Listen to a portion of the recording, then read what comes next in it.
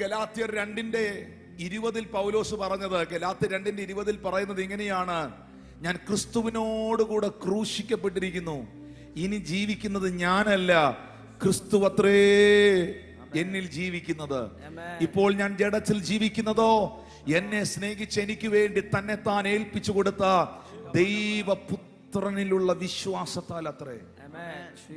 ദൈവമക്കളെ, ഞാൻ വീണ്ടും ആവർത്തിക്കുന്നു, സ്നേഹത്തോടെ പറയുന്നു, വിശുദ്ധ ജീവിതത്തിന് നിങ്ങൾ പ്രാധാന്യത കൊടുക്കണം. ഈ ഓൺലൈനിൽ ഇരിക്കുന്നവർ അത് ഏറ്റെടുക്കണമെന്ന് ഞാൻ ആഗ്രഹിക്കുന്നു. പക്ഷേ അവർ ഏറ്റെടുക്കുകയോ ഏറ്റെടുക്കാതിരിക്കുകയോ ചെയ്യട്ടെ. ഏറ്റെടുത്താൽ അവർക്ക് നല്ലത്. പക്ഷെ എൽ ഷദായി സഭയോട്, ഈ കൂട്ടത്തോട് നിങ്ങളുടെ പാസ്റ്റർ എന്ന നിലയിൽ പറയുന്നു, ഹോളിനെസ്സിന്, വിശുദ്ധ ജീവിതത്തിന് നിങ്ങൾ പ്രാധാന്യത കൊടുക്കണം. കാരണം 1 കൊരിന്ത്യർ 1:16 എഴുതിയിരിക്കുന്നു, 1 പത്രോസ് 1:16 എഴുതിയിരിക്കുന്നു, ഞാൻ വിശുദ്ധനായിരിക്കുന്നത് പോലെ നിങ്ങളും വിശുദ്ധരായിരിപ്പീൻ. നിങ്ങളെ വിളിച്ച വിശുദ്ധനൊത്തവണ്ണം 17ാമത്തെ വാക്യത്തിൽ എഴുതിയിരിക്കുകയാണ്, നിങ്ങളെ വിളിച്ച വിശുദ്ധനൊത്തവണ്ണം. നിങ്ങളെ ആരാണ് വിളിച്ചത്? വിശുദ്ധനായ ദൈവം. നിങ്ങളെ വിളിച്ച വിശുദ്ധനൊത്തവണ്ണം അനുസരണമുള്ള മക്കളായി എല്ലാ നടപ്പിലും നിങ്ങൾ വിശുദ്ധരായിരിക്കുവീൻ. ഒന്ന് കൈകൾ അടിച്ച് കർത്താവിന് നന്ദി പറഞ്ഞേ പ്രിയമുള്ളവരെ. ഈ വേണ്ടാത്തത് കാണാൻ പോയാൽ വേണ്ടാത്തത് തോന്നും. വേണ്ടാത്തതൊക്കെ നീ പ്രവർത്തിക്കും. അതുകൊണ്ട് നീതിയായി നടന്ന് നേര് പറയുകയും പീഡനത്താലുള്ള ആദായം വെറുക്കുകയും കൈക്കൂലി വാങ്ങാതെ കൈ കുടഞ്ഞു കളയുകയും രക്തപാതകത്തെ കുറിച്ച് കേൾക്കാതെ ചെവി പൊത്തുകയും. ഇനി അടുത്തൊരു വാക്യോടെ പറഞ്ഞ് ഞാൻ തിരുമേശയുടെ ശുശ്രൂഷയിലേക്ക് വരികയാണ്. ദോഷത്തെ കണ്ട് രസിക്കാതെ വണ്ണം കണ്ണടച്ചു കളയുകയും ചെയ്യുന്നവൻ. മക്കളെ, ചിലതൊക്കെ ഇങ്ങനെ കൺമുമ്പിൽ വരുമ്പോ കണ്ടങ്ങ് രസിക്കരുത്. ദോഷം കണ്ട് രസിക്കരുത്. നിങ്ങൾ എന്റെ കൂടെ ഉണ്ടോ?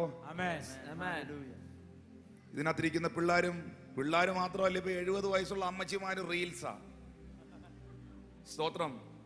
ഈ റീൽസ് എല്ലാം കണ്ട് ഇങ്ങനെ പോകുമ്പോ ആവശ്യമില്ലാത്ത എന്തെങ്കിലും നിന്നെ ദൈവത്തിൽ നകറ്റുന്ന, നിനക്ക് ടെംപ്ടേഷൻ ഉണ്ടാക്കുന്ന എന്തെങ്കിലും സാധനം കയറി വരികയാണെങ്കിൽ ആ മാന്തിക്കൊണ്ടിരിക്കുന്ന വിരലില്ലേ, കുറച്ചൊക്കെ തേഞ്ഞിരിക്കുന്ന വിരല്, അത് ഇങ്ങനെ പൊയ്ക്കൊണ്ടിരിക്കുന്ന സാധനം അവിടെ അങ്ങ് നിർത്തരുത്. ഇങ്ങനെ കയറ്റി അങ്ങ് വിട്ടേക്കണം. നോക്കാൻ നിൽക്കരുത്. ആരും മിണ്ടുന്നില്ലല്ലോ. എന്താ ഞാൻ അങ്ങനെ പറഞ്ഞതിന്റെ കാരണം? ഞാൻ എൻ്റെ ഒരു ഭാവനയിൽ, എൻ്റെ ഒരു ചിന്തയെ പറയാം. നമുക്ക് കണ്ണും അടച്ച് പിടിച്ചുകൊണ്ടൊന്നും ലോകത്ത് ജീവിക്കാൻ പറ്റുകയില്ല. കണ്ണും അടച്ചൊന്നും നടക്കാൻ പറ്റുകയില്ല. ഇതെല്ലാം നമ്മുടെ മുമ്പിൽ വരും. പക്ഷെ നമ്മുടെ മൈൻഡ്, നമ്മുടെ ആറ്റിറ്റ്യൂഡ്, നമ്മുടെ ഹൃദയത്തിൽ ആ സമയത്ത് വരുന്ന ചിന്ത, നമ്മൾ എന്ത് പർപ്പസിനാണ് നോക്കിയത്, നമ്മൾ എന്ത് പർപ്പസിനാണ് ആ കാര്യം ചെയ്തത്. നിങ്ങൾക്കറിയോ, നിങ്ങൾ ഒരാളുടെ കയ്യിൽ നിന്ന് ഒരു ഫോൺ നമ്പർ ചോദിച്ച് മേടിക്കുമ്പോൾ വരെ നീ എന്തുദ്ദേശത്തിലാണ് അവന്റെ കയ്യിൽ നിന്ന്, അവളുടെ കയ്യിൽ നിന്ന് ആ ഫോൺ നമ്പർ വാങ്ങിയതെന്ന് വരെ അറിയാവുന്ന, നിന്റെ ഹൃദയത്തിന്റെ ഉൾപ്പൂവുകളെ ശോധന ചെയ്യുന്ന ദൈവത്തിന്റെ മുൻപിലാണ് നീ ആയിരിക്കുന്നത്. ഇതിനകത്തിരുന്ന് പറയുന്ന ഒരു സ്തോത്രം പോലും, അടിച്ച ഒരു കൈയടി പോലും, ഉയർത്തിപ്പറഞ്ഞ ഒരു ഹല്ലേലൂയ പോലും നീ എന്തുദ്ദേശത്തോടെയാണ് പറഞ്ഞത് എന്നറിയാവുന്ന, നിന്റെ ഹൃദയത്തെ അറിയാവുന്ന ദൈവത്തിന്റെ മുൻപിലാണ് നിങ്ങളായിരിക്കുന്നത്. Hallelujah. Thank you Lord Jesus. അതുകൊണ്ട് നമ്മുടെ കണ്ണുകൾ ഏറ്റവും പ്രധാനപ്പെട്ട ഒന്നാണ്. അതുകൊണ്ടാണ് യോബിന്റെ പുസ്തകം 31-ാം അധ്യായത്തിൽ അതിന്റെ 1-ാം വാക്യത്തിൽ ജോബ് പറഞ്ഞു. ജോബ് ഭക്തനായ മനുഷ്യനായിരുന്നു. യോബിന്റെ 31:1 എന്റെ ചിന്ത. അവിടെ എഴുതിയിരിക്കുന്നത്, ജോബ് പറയുകയാണ്, ഞാൻ എന്റെ കണ്ണുമായിട്ട് ഒരു നിയമം ചെയ്തു, പിന്നെ ഞാൻ ഒരു കന്യകയെ നോക്കുന്നത് എങ്ങനെ? മക്കളെ, ദൈവവുമായിട്ട് മാത്രം ഉടമ്പടി ചെയ്താൽ പോരാ. നിങ്ങളുടെ അവയവങ്ങളെ ദൈവത്തിന്റെ സന്നിധിയിൽ നീതിയും പ്രസാദവുമുള്ള യാഗമായി സമർപ്പിക്കണം. നിങ്ങളുടെ അവയവങ്ങളെ അനീതിയുടെ ആയുധങ്ങളാക്കരുത്. ജോസഫിനെ പോലെ നിങ്ങളുടെ ജീവിതത്തിൽ പാപം ചെയ്യുവാനുള്ള അവസരം ലഭിക്കുമ്പോഴും അത് പാപമാണെന്ന് തിരിച്ചറിഞ്ഞ് നിനക്ക് അവിടെ നിന്നും ഇറങ്ങി ഓടാൻ കഴിഞ്ഞാൽ, അതിനെ അനുകൂലിക്കാൻ കഴിയാതിരുന്നാൽ, ആ ഓട്ടത്തിനിടയിൽ നിന്നെ കാണുന്ന ദൈവം നിന്റെ മേളിലോട്ടൊരു കിരീടം അങ്ങ് വെക്കുകയാണ്. ജോസഫേ, നീ പൊത്തീഫറിന്റെ ഭാര്യയുടെ മുറിക്കകത്തുനിന്ന് ഇറങ്ങി ഓടിയ ഓട്ടമില്ലേ, ആ ഓട്ടം നേരെ പോയി ഇരുന്നത് ആമേൻ ആ രാജ്യത്തിലെ പ്രഥമ പുരുഷൻ എന്ന പദവിയിലേക്കാണ്. എന്തുകൊണ്ടാണ് ദാനിയേൽ എന്ന് പറയുന്ന മനുഷ്യൻ ഒരു രാജ്യത്തിന്റെ ശബ്ദമായി മാറിയത്? എന്തുകൊണ്ടാണ് ദാനിയേൽ എന്ന് പറയുന്ന മനുഷ്യന്റെ മുകളിൽ ദൈവത്തിന്റെ ഫേവർ ഉണ്ടായത്? വേദപുസ്തകത്തിൽ ദാനിയേൽ പ്രവചനം 1-ാം അധ്യായത്തിൽ എഴുതിയിരിക്കുന്നു, ദാനിയേൽ ഒരു തീരുമാനമെടുക്കുകയാണ്. രാജാവ് കുടിക്കുന്ന വീഞ്ഞ് കൊണ്ടും രാജഭോജനങ്ങൾ കൊണ്ടും ഞാൻ എന്നെ തന്നെ അശുദ്ധനാക്കുകയില്ല. വെള്ളത്തിൽ പൂട്ടുകയും കൂട്ടത്തിൽ പാടുകയും കാലത്തിന്റെ കുത്തൊഴുക്കുകൾക്കകത്ത് ഒത്തവണ്ണം ഒഴുകുകയും ചെയ്യുന്നവനല്ല ആത്മീയൻ. ഇന്ന് പകൽ ഒഴുക്കിനകത്ത് ഒഴുകിപ്പോകുന്നവനല്ല, ആ ഒഴുക്കിനെതിരെ നീന്തി കയറാൻ, അതിനകത്ത് ആത്മാവിൽ പ്രാർത്ഥിക്കാൻ ഇന്ന് പകൽ നിങ്ങൾക്ക് കഴിയണം. അതിനുവേണ്ടി ഉപവസിക്കേണ്ടി വന്നാൽ ഉപവസിക്കണം. കർത്താവേ, എനിക്ക് പറ്റുന്നില്ല, എനിക്കിതങ്ങോട്ട് ഓവർകം ചെയ്യാൻ പറ്റുന്നില്ല, എനിക്കിതങ്ങോട്ട് ജയിക്കാൻ പറ്റുന്നില്ല, ഈ പാപ സ്വഭാവത്തിൽ നിന്ന് എനിക്ക് പുറത്തു വരാൻ പറ്റുന്നില്ല, ഞാൻ ഈ വിഷയത്തിൽ പെട്ടുകിടക്കുകയാണ് എന്ന് നിനക്ക് തോന്നുന്നെങ്കിൽ മാറിയിരുന്ന് ഉപവസിക്കണം. ആ വിഷയം പറഞ്ഞ് പ്രാർത്ഥിച്ച് ഉപവസിക്കണം, വചനം ധ്യാനിക്കണം. ആ ഫാസ്റ്റിങ്ങിനകത്ത് നിനക്കൊരു എൻകൗണ്ടർ ഉണ്ടായിരിക്കും. വിശ്വസിക്കുന്നവരൊന്ന് കരമടിച്ച് കർത്താവിന് നന്ദി പറഞ്ഞേ. My God is holy. Amen. This is a holy table. എന്റെ ദൈവം വിശുദ്ധനാണ്. അതാ പറഞ്ഞ ആവശ്യമില്ലാത്തത് കേൾക്കാൻ, തൊടാൻ, കാണാൻ നിൽക്കരുത്. കാരണം എനിക്ക് ഉയരത്തിൽ വസിക്കണം, പാറക്കോട്ടകൾ എനിക്ക് അഭയസ്ഥാനമായിരിക്കണം, എന്റെ അപ്പം എനിക്ക് കിട്ടണം, എന്റെ വെള്ളം മുട്ടിപ്പോകരുത്, എന്റെ കണ്ണ് രാജാവിനെ സൗന്ദര്യത്തോടെ ദർശിക്കണം, എനിക്ക് വിശാലതയുടെ നന്മ ഉണ്ടാകണം, എനിക്ക് നിത്യതയിലെത്തണം. ഹല്ലേലൂയ. യേശു കർത്താവ് പറഞ്ഞൊരു കാര്യമുണ്ട് കണ്ണിനെ കുറിച്ച്. പറഞ്ഞേ നോക്കാം. ഒന്ന് പറഞ്ഞേ നോക്കാം. മത്തായി 5:28 എഴുതിയിരിക്കുകയാണ്, സ്ത്രീയെ ഹൃദയം കൊണ്ട് മോഹിക്കുവാൻ അവളെ നോക്കുന്നവൻ എല്ലാം ഹൃദയം കൊണ്ട് അവളോട് വ്യഭിചാരം ചെയ്തു പോയി. ഈ നമ്മൾ കരുതി ഈ പുതിയ നിയമത്തിലേക്ക് വരുമ്പോ ഒത്തിരി ഇളവുകളുണ്ടെന്ന്. പുതിയ നിയമത്തിലേക്ക് വരുമ്പോ ഒത്തിരി ഇളവുകളുണ്ടെന്ന്. ഉള്ള ഇളവുകളൊക്കെ നമുക്ക് എടുക്കാം, പക്ഷെ ഇതിനകത്ത് ഇളവില്ല, ഇത് ചൂടെ കടുപ്പമായി. പിടികിട്ടിയില്ലല്ലേ? ഈ പഴയ നിയമത്തിൽ ഒരു സ്ത്രീയും പുരുഷനും ഒന്നിച്ച് ഫിസിക്കൽ റിലേഷൻഷിപ്പിൽ ഏർപ്പെട്ടാലേ പഴയ നിയമത്തിൽ വ്യഭിചാരം ആകത്തുള്ളായിരുന്നു. പക്ഷെ പുതിയ നിയമത്തിലേക്ക് വന്നപ്പോൾ സംഭവം മാറി. രണ്ടുപേരും കൂടെ ഒന്നിച്ചൊരിടത്ത് കിടക്കണ്ട, ഫിസിക്കലി ഒന്നും ചെയ്യണ്ട, അവളെ ആ നിലയിൽ ഹൃദയത്തിൽ മോഹിച്ചോണ്ട് നീ അതിങ്ങനെ ഇമാജിൻ ചെയ്തോണ്ടിരുന്നാ മതി, നീ അവളോട് വ്യഭിചാരം ചെയ്തു പോയി എന്നാണ് യേശു പഠിപ്പിച്ചത്. അപ്പൊ ഈ സാധനം കടുപ്പിച്ചോ കടുപ്പം കുറച്ചോ?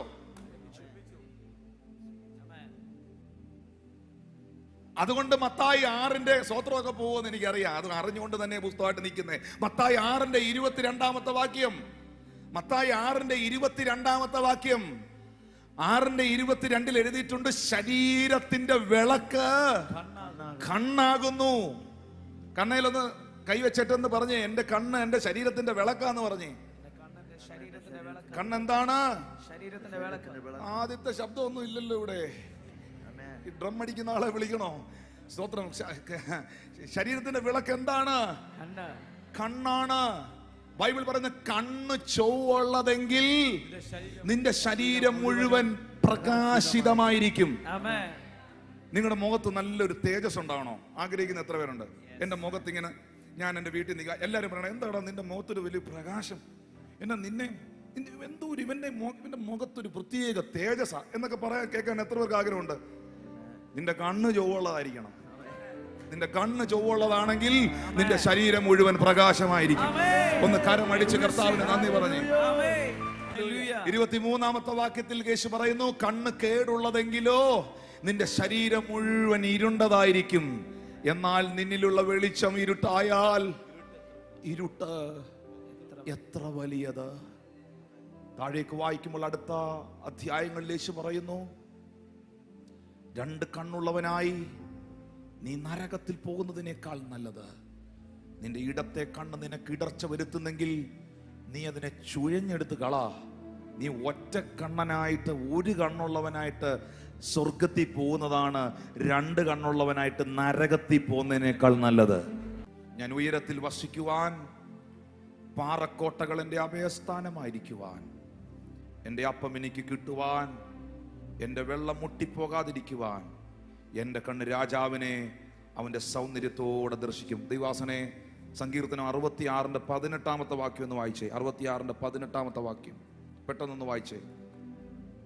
സങ്കീർത്തനം 66-ന്റെ 18-ാമത്തെ വാക്യം പെട്ടെന്ന് വായിക്കണം, സമയമില്ല. ഞാൻ എൻ്റെ ഹൃദയത്തിൽ അകൃത്യം കരുതിയിരുന്നുവെങ്കിൽ, ഞാൻ എൻ്റെ ഹൃദയത്തിൽ അകൃത്യം കരുതിയിരുന്നെങ്കിൽ കർത്താവ് കേൾക്കില്ലായിരുന്നു.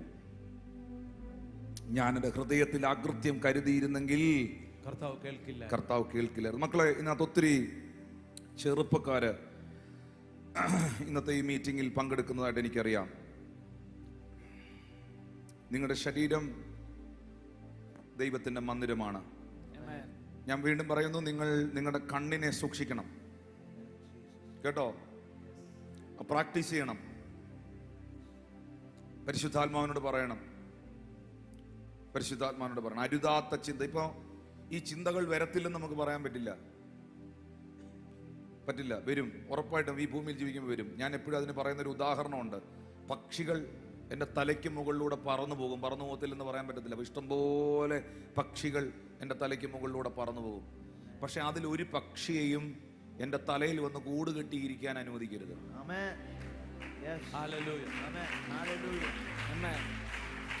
ഈ ലോകത്തിൽ നമ്മൾ ജീവിക്കുമ്പോൾ നമുക്ക് പൗലോസ് പറഞ്ഞു, അങ്ങനെയാണെങ്കിൽ നമ്മൾ ഈ ലോകം വിട്ട് പോകേണ്ടി വരുമെന്ന്. അങ്ങനെ പോകാൻ പറ്റില്ല. ഇവിടെ ഇരിക്കുമ്പോൾ ഈ ലോകത്തിൽ ജീവിച്ചേ പറ്റുള്ളൂ. പക്ഷെ നമ്മൾ മത്സ്യം പോലെ ആയിരിക്കണം. മത്തി വാങ്ങിച്ചിട്ടുള്ള എത്ര പേരുടെ ഇതിനകത്ത്? നേരത്തെ ആയിരുന്നേ കൈ പൊക്കുകയില്ലായിരുന്നു. ഇപ്പോൾ ആ സാധനത്തിന് നല്ല വിലയാണ്, അതുകൊണ്ട് കൈ പൊക്കും. മത്തി വാങ്ങിച്ചിട്ടുള്ളവരെല്ലാം ഒന്ന് കൈ പൊക്കിയേ. സ്തോത്രം.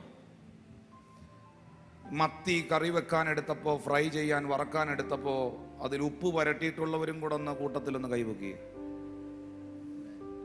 ചിലത് ചെയ്തിട്ടേ ഇല്ല, അവരെ കണ്ടിട്ട് പോലും ഇല്ല. Praise lord. എന്തിനാ ഈ ഉപ്പുവെള്ളത്തിൽ കിടന്ന മത്തി, ഉപ്പുവെള്ളത്തിൽ കിടന്ന അയല, ഉപ്പുവെള്ളത്തിൽ കിടന്ന ഈ മത്സ്യത്തെ ഫ്രൈ ചെയ്യാൻ, കറി വെക്കാൻ എടുത്തപ്പോൾ ഇത്രേ ഉപ്പ് വെള്ളത്തിൽ കിടന്ന സാധനം എത്ര കൊല്ലം കൊണ്ട്, സത്യം പറഞ്ഞാൽ അത് ഉപ്പിലിട്ട മീനാ ആണോ? ഹല്ലേലൂയ. രണ്ടർത്ഥങ്ങൾ ഞാൻ അതിൽ പറയാൻ പോവാണ്. ഈ സാധനം ഉപ്പുവെള്ളത്തിലാണ് കിടന്നതെങ്കിലും, ഇത് ഉപ്പുവെള്ളത്തിലൂടെയാണ് ഓടി നടന്നതെങ്കിലും, അങ്ങനെ ഒരു ലോകത്താണ് ഇത് ജീവിച്ചെങ്കിലും ഈ ഉപ്പ് അതിന്റെ മേളിൽ പിടിച്ചിട്ടില്ല. ഇതുപോലെ ജീവിക്കണം. പാപം നിറഞ്ഞ, തിന്മ നിറഞ്ഞ ഒരു ലോകത്തിലാണ് നിങ്ങൾ ജീവിക്കുന്നത്. അപ്പോ അതെങ്ങനെയാ സാധ്യമാകുന്നേ? നിങ്ങൾ കേൾക്കുന്നുണ്ടോ എന്നെ? അതിന് ജീവൻ വേണം. അതിനെന്ത് വേണം? ജീവൻ വേണം. അതിനെന്ത് വേണം? ജീവൻ വേണം. ജീവൻ ഉണ്ടെങ്കിൽ, അകത്ത് ജീവൻ ഉണ്ടെങ്കിൽ, യേശു പറഞ്ഞു, ഞാൻ നിങ്ങളോട് സംസാരിച്ച വചനം ജീവനുള്ളതാണ്.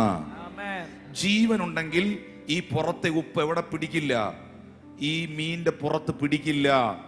പക്ഷെ അത് ജീവൻ ഇല്ലാത്തതാണെങ്കിൽ, അത് ചത്തതാണെങ്കിൽ, ഈ ചത്ത മീനിനെ അല്ലെങ്കിൽ ഈ സെറ്റ് ചെയ്ത ഈ മീനിനെ ഉപ്പിനകത്തിട്ട് വെച്ചാൽ അച്ചാറായി മാറും. ഉപ്പ് പിടിക്കും. ചത്ത മീനിൽ എന്ത് പിടിക്കും? ഉപ്പ് പിടിക്കും. ജീവനുള്ള മീൻ ഉപ്പിനകത്തൂടെ പോയാലും ഉപ്പ് പിടിക്കുകയില്ല. ഇന്ന് പകൽ വചനത്തിന്റെ ജീവൻ, വചനത്തിന്റെ ജീവൻ, വചനത്തിന്റെ ജീവൻ, ഓ പരിശുദ്ധാത്മാവിന്റെ ജീവൻ നിന്റെ അകത്ത് വ്യാപരിക്കട്ടെ. പ്രാർത്ഥനയുടെ ജീവൻ അകത്ത് വ്യാപരിക്കട്ടെ. ഈ പ്രാർത്ഥനയുടെ ജീവൻ, വചനത്തിന്റെ ജീവൻ അകത്ത് വ്യാപരിച്ചാൽ 1 കൊരിന്ത്യർ 6-ാം അധ്യായത്തിന്റെ 18-19 വാക്യങ്ങൾ പെട്ടെന്ന് വായിക്കണം, എനിക്ക് സമയമില്ലാത്തതുകൊണ്ടാണ്. ദുർനടപ്പ് വിട്ട് ഓടുവീൻ. ദുർനടപ്പ് വിട്ട് ഓടുവീൻ. ഓടിക്കണം. അടുത്തിരിക്കുന്ന എല്ലാവർക്കും കൈ കൊടുത്ത് പറഞ്ഞേ. അത് ദുർനടപ്പിനെ മൊബൈലിനകത്ത് വെച്ചുകൊണ്ടിരിക്കാനല്ല പറഞ്ഞത്. ദുർനടപ്പിനെ ഹൃദയത്തിൽ കൊണ്ട് നടക്കാനല്ല പറഞ്ഞത്. ദുർനടപ്പ് ഓടുവീൻ. മനുഷ്യൻ ചെയ്യുന്ന ഏത് പാപവും ശരീരത്തിന് പുറത്താകുന്നു. ദുർനടപ്പുകാരനോ സ്വന്തം ശരീരത്തിന് വിരോധമായി പാപം ചെയ്യുന്നു. അടുത്ത വാക്യത്തിലേക്ക് വരുമ്പോൾ ബൈബിൾ പറയുകയാണ്, ദൈവത്തിന്റെ ദാനമായി നിങ്ങളിൽ ഇരിക്കുന്ന പരിശുദ്ധാത്മാവിന്റെ മന്ദിരമാകുന്നു നിങ്ങളുടെ ശരീരമെന്നും നിങ്ങളെ വിലയ്ക്ക് വാങ്ങിയിരിക്കുകയാൽ നിങ്ങൾ താൻ തങ്ങൾക്കുള്ളവരെന്നും അറിയുന്നില്ലയോ? 18-19 വാക്യത്തിലാണ് എഴുതിയിരിക്കുന്നത്. ഇനി പെട്ടെന്ന് വായിക്കണം. ഗലാത്യർ 5:16, ഗലാത്യർ 5:16, ഗലാത്യർ 5:16 പൗലോസ് അപ്പോസ്തലൻ വ്യക്തമായി രേഖപ്പെടുത്തിയിരിക്കുന്നു, ആത്മാവിനെ അനുസരിച്ച് നടപ്പീൻ, എന്നാൽ ജഡത്തിന്റെ മോഹം നിവർത്തിക്കത്തില്ല. ചേർന്ന് ആമീൻ പറയാവോ? ഒത്തിരിയുണ്ട് ജഡത്തിന്റെ പ്രവൃത്തികൾ. ദുർനടപ്പ്, ദുഷ്കാമം, സ്വയഭോഗം. സ്വയഭോഗമൊക്കെ വലിയ പാപമാണ്, ചെയ്യരുത്. അയ്യോ, ഞാൻ ബൈബിളിൽ നിന്ന് വാക്യങ്ങൾ എടുക്കാൻ നിന്നാൽ ഇഷ്ടംപോലെ വാക്യങ്ങളാ. അതിപ്പോ പറയാനുള്ള ഒരു നേരമില്ല. എന്നാ ഒരു വാക്യം, ഒറ്റ വാക്യം എന്ന് വെറുതെ വായിച്ചോ. ലേവ്യ പുസ്തകം 19-ാം അധ്യായം 28-ാം വാക്യം. പുതിയ നിയമത്തിൽ നിന്നൊക്കെ എടുക്കണം. കൊരിന്ത്യ സഭയ്ക്കൊക്കെ പൗലോസ് പറഞ്ഞ ലേഖനങ്ങളിലൊക്കെ അത് കിടപ്പുണ്ട്. ലേവ്യ പുസ്തകം 19:28 മരിച്ചവന് വേണ്ടി ശരീരത്തിൽ മുറിവുണ്ടാകരുത്. മെയ്മേൽ ഇതാണ് ഈ ടാറ്റു ചെയ്യുന്നതിനെ കുറിച്ചുള്ള കാര്യമാണ്. ടാറ്റു ചെയ്യുന്നതിനെ കുറിച്ച്